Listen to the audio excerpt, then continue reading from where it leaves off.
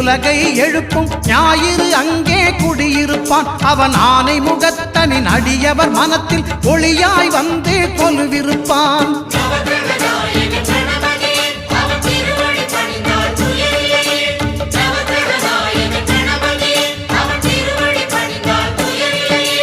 ஒன்பது கோளும் ஒன்றாய் காண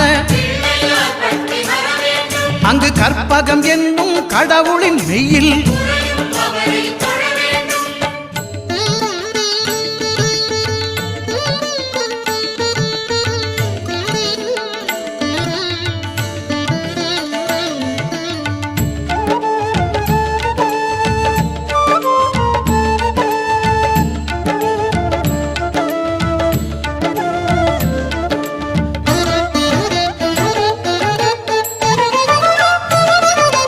திங்கள் பகவான் திருமுகம் காண